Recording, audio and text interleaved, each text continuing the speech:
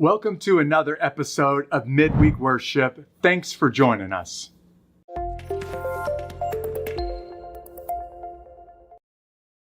Hey, my name is Jeff. We're Two Cities Church. As you can tell by the logo and the banner, I don't know how much more Two Cities I could put in front of you, but I want to say thanks again for joining us for this episode.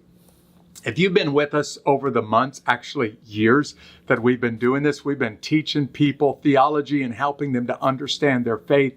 And parents, I hope we're helping you to hand your faith down to your children. But I also hope that you've got a small group of people, maybe you're an adult and you're trying to figure out your faith a little bit more. That's the whole reason why we're doing this video. Now, if you just stumbled across this thing for the first time and you don't know anything about us or about this middle of the week broadcast, if you look in the notes to this episode, you'll see a link to a YouTube video. Why don't you check that video out after this is over with? Because it will tell you more about this church, more about where we're located and why we do this thing, and it'll just help you understand more about this broadcast. I don't know if you're like me, but I am a guy who recognizes I would be totally lost without Jesus. I need him not just on Sunday mornings. I don't just need him in the middle of the week. I need him every second of every day, because on my own, I would make a royal mess of things. And if that's you, you're going to like this song, because this song that we're going to sing, words are right there on the bottom of your screen in case you've never heard it before. This song that we're going to sing is a way to prepare our hearts to hear from the Bible. It's also a way to remind our hearts that we would be totally lost without him. So why don't you go ahead and sing along with this song, and then after that, we're going to study a little bit of scripture together. Sing along, will you?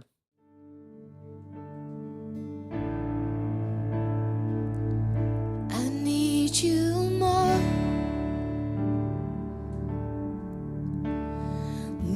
than yesterday. I need you more than words can say. More than words can say. I need you more than ever before. I need you, Lord. I need you, Lord. If that's your heart's cry, let's sing it, all the voices. I need you more. I need you more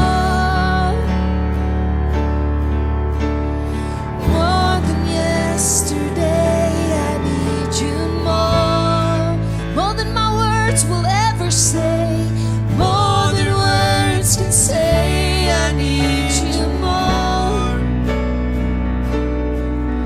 than ever before.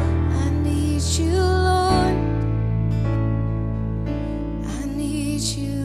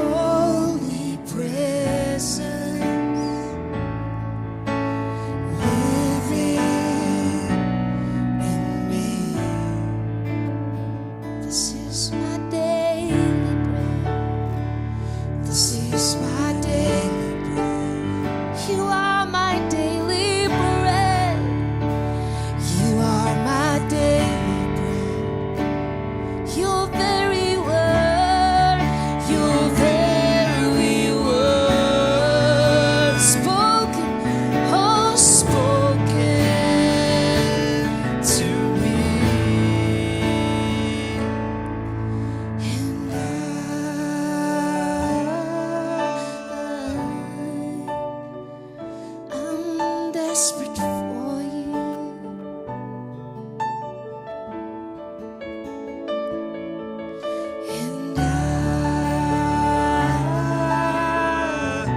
And I'm so lost, I'm lost without you.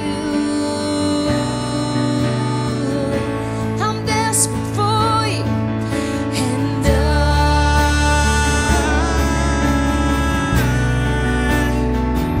I'm desperate for you.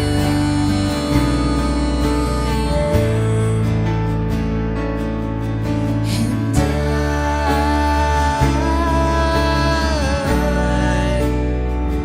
I'm lost without you.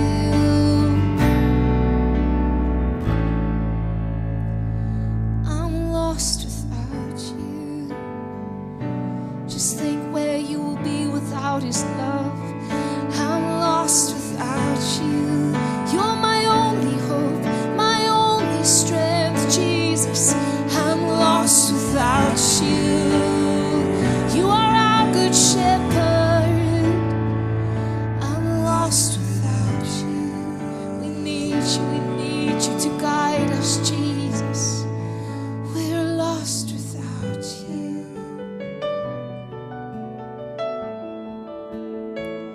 We're lost without you. Lost in sin and shame without you, Jesus. And I'm found within you, Jesus. I'm found within you.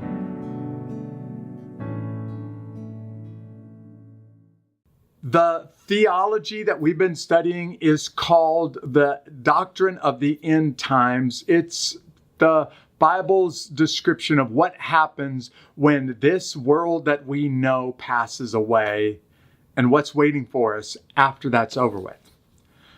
Today, I want us to talk about the new heavens and the new earth.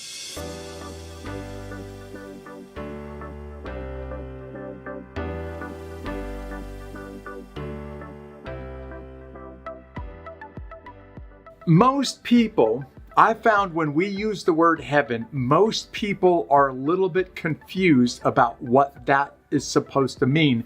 In fact, in just a couple of weeks, we're going to dig deep into the Bible's description of the word heaven. And what you'll see is that the Bible uses this word in different ways to describe different things. But most of us, when we think about heaven, we think about where God is. Most of the time, we also think about eternity. In fact, the word heaven can sometimes be used as a synonym for all of eternity. Like after we die, what happens next? The words heaven or the words hell can be used to describe that whole picture. What the Bible is teaching today is this world that we live in is actually temporary. It was designed by God. It was made by God to be perfect. And then, of course, God gave the first people on earth, Adam and Eve, one rule and told them only one commandment. Just don't break this one commandment. And when they broke that one commandment, not only did they break their relationship with God, but they literally fractured this world. And the Bible even describes God saying to Adam and Eve, because you've done this, now Eve, your life is going to become physically painful when you have children. Adam, your life is going to become physically painful when you work the ground, because the ground itself is now cursed. This world shifted out of order, and it's cursed because of the sin that people have committed.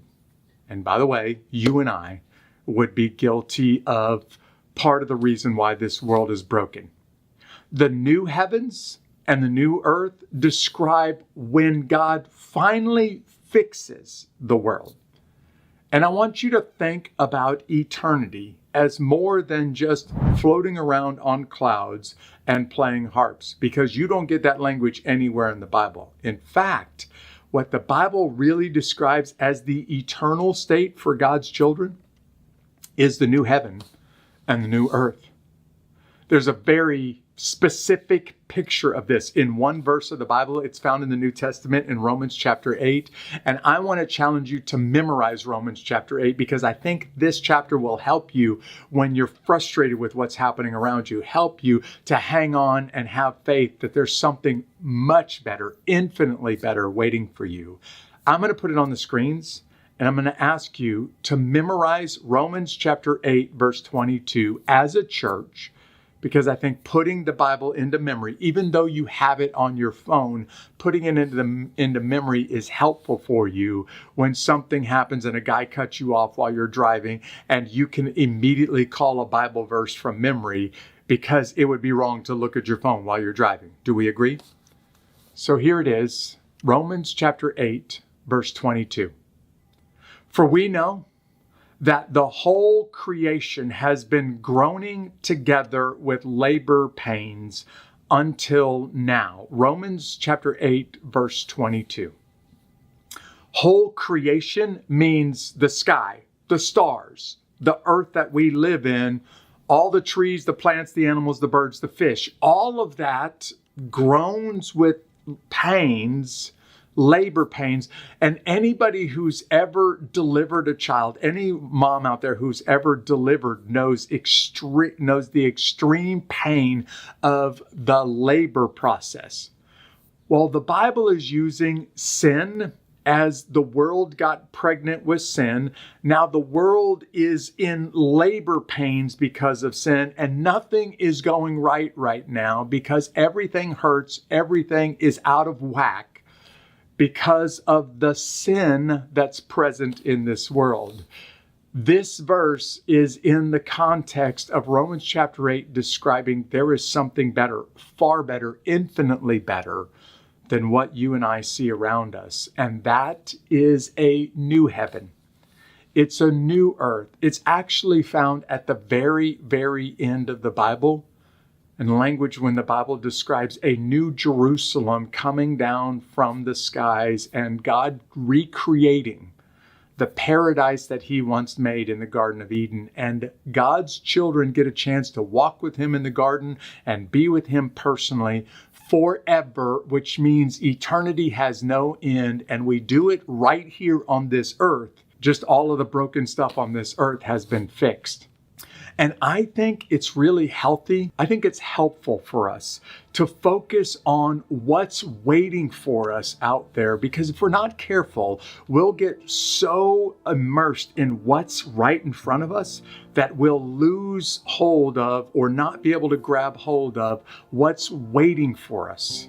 So I have a question for you. It's actually a challenge that I want to give you. And I want you to let this challenge sink in a little bit. And I want you to let it impact the way that you live your life tomorrow. Jesus made this statement to his disciples. He said, be careful that you don't seek after treasures here on this earth. The kind of stuff that moth can destroy it and thieves can steal it and it will rust out. That's the stuff that you and I see around us. The clothes we wear, the stuff that's in your bank account, the possessions that you own. They're beautiful. They're awesome. You should take pride in them, but just be careful that you don't take too much pride in them. Jesus said, instead, store up your treasures in heaven, where the moths can't destroy it, where the thieves can't steal it, where it will never rust out. In other words, don't just hang on to here, but grab a hold of heaven and invest your life right now in what's waiting for you in the new heaven and the new earth. So here's the question that I have for you. Since God will create a new world, how much of yourself should you invest in this present world? Now be very careful, very, very careful how you answer this question, because Christians have gone off on one of two extremes. They've gone into the desert, put a hood over their head and started chanting and become monks and basically said nothing around us is of any value. So separate yourself from everything around you and become completely isolated from the work and the kingdom of God here on this earth, while you're just waiting to die and to be with him in heaven. This is a gross over exaggeration. Then there are Christians that put all of their effort, all of their time, all of their energy, and if we can be honest, all of their hope into the next president, into change in the future that will make this earth a little bit better. And the truth is, a lot of Christians have let go of their hope for the new heaven and the new earth by hanging on too tightly to here. Some Christians have hung on so tightly to the new heaven and the new earth that they have made absolutely no difference here. And the name Two Cities means you and I are citizens of heaven, but he's left us here and we're supposed to make an impact here while we wait for the new heavens and the new earth. So I want you to think hard about this question, and then I want you to answer it as we wrap up this broadcast. Thanks for joining me. I hope you have a great week. See you right back here next time.